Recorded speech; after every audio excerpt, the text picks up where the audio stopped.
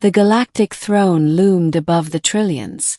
A monument of glass and steel that hung in orbit around the capital world of Virex Prime. It broadcasted the glory and might of the Zaltari Empire to all corners of the known universe. Today it was broadcasting something else. A message to humanity. Cameras floated silently around the circular execution platform as an arena packed with dignitaries, soldiers, and nobles filled the galactic feed. In the center, shackled and kneeling, was a human girl no older than 19. Her face was bruised, her auburn hair matted with blood. She glared defiantly at the high priest of the Empire, who stood before her with a ceremonial plasma blade humming in his three-jointed hands. "This," the priest began, his voice echoing across space, translated into hundreds of languages, "is the price of rebellion. This creature, a Terran insurgent named Arya Tran, is guilty of high treason, espionage, and the murder of 7 Zaltari officers during the sabotage of Naval Shipyard 9. She is the first," he added coldly, "but she will not be the last." Arya did not scream as the blade came down. She did not plead. She only looked into the primary camera with blood in her teeth and fire in her eyes. Her lips moved just before the blade struck, and though there was no sound, every human watching knew what she had said. "We're coming." The blade seared through her neck. Her head fell to the floor. The crowd of Zaltari dignitaries erupted in applause. The Empire declared a new age of dominance. 27 minutes later, their empire began to fall. 27 minutes earlier, Commander Juno Tran sat in the cockpit of the Righteous Vengeance, a dreadnought hidden in the shadow of the blackened moon Draxos 9. She wore black matte armor lined with Terran resistance emblems, her hands trembling slightly as the countdown ticked in her HUD. "Are we still go?" came the voice of Sergeant Theo Lin from Tactical. Juno didn't answer at first. She watched the live broadcast like everyone else. She watched her sister Arya die. And she let her die. "She said she wanted to be the match," Juno whispered. Theo's voice cracked through the comms. "And we're the fire.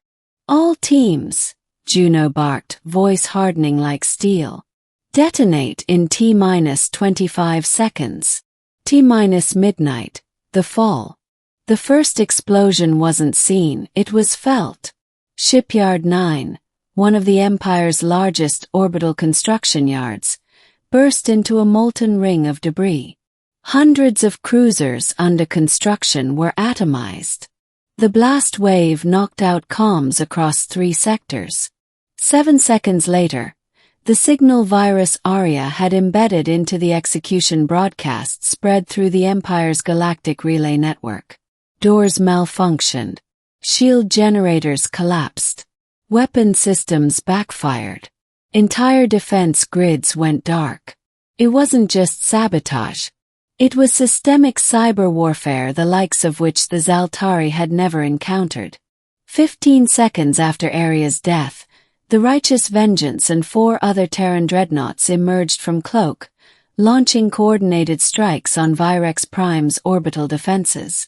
By the 27th minute, the Empire had lost 12 fleet installations, 9 major defense stations, 3 moons, and their galactic capital was on fire. The Hidden War. The war between Earth and the Zaltari had officially ended 3 years prior, with the unconditional surrender of humanity.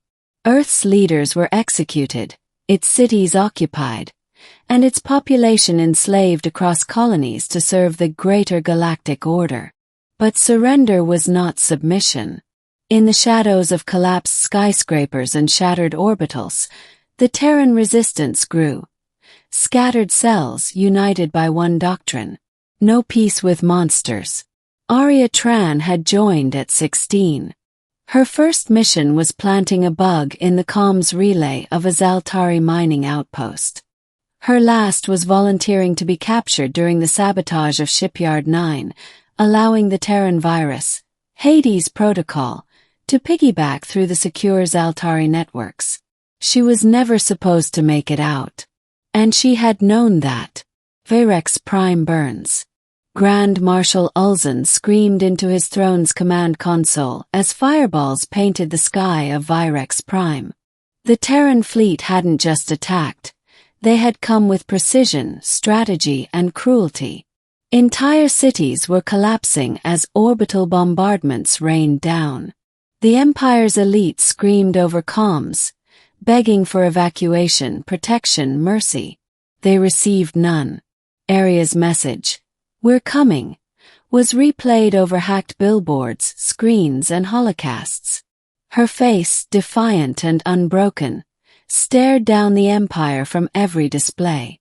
In the ruins of the High Conclave Hall, a statue of the Empress crumbled as a Terran drop pod landed atop it, unleashing resistance fighters who moved like ghosts, tearing through the unprepared elite guards.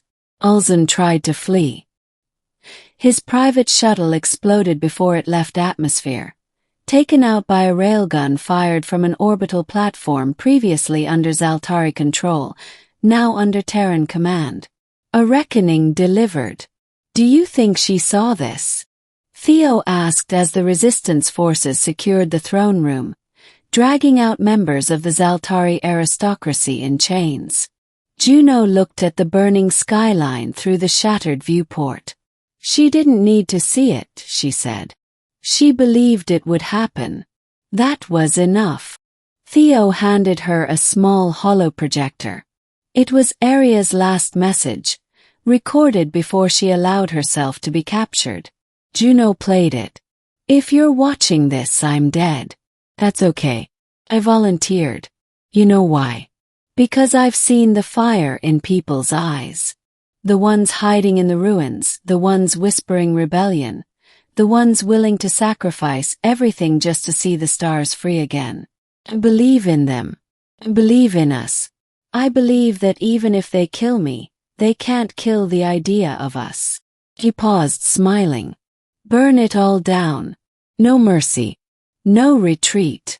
The message ended. Juno nodded. "Then let's finish it." The Empire collapses. Within hours, news of the fall of Virex Prime spread like wildfire. Suppressed species rose up across the galaxy. Former human slaves on colony worlds overthrew their masters. Zaltari governors were executed by their own troops, tired of the aristocracy's arrogance and cruelty. The Hades Protocol, now unleashed, continued to spread. Automated shipyards shut down. Entire fleets went offline. The Zaltari war machine, once invincible, was crumbling under the weight of its own overreach. Juno's forces offered surrender terms to surviving Zaltari, conditional upon public trials, reparations, and the disbanding of their military. Some accepted. Most did not survive long enough to answer. Legacy of a martyr. 6 months later, a new monument was erected on the reclaimed Earth. It wasn't tall. It wasn't made of gold or steel. It was a simple statue of Arya Tran, kneeling not as a prisoner but as a beacon, a signal, a spark. Beneath the statue, etched in a dozen languages, were the words, "They thought executing her would break us. They didn't realize she was the one holding us together." Postscript, 3 years later. The Zaltari species was not annihilated. The Terrans had been clear, they were not conquerors. But they were done being victims. The Galactic Coalition, a new alliance of freed worlds, was formed with humanity at its helm. A new charter outlawed empire building, enforced anti-slavery edicts, and elevated the rights of all sentient beings.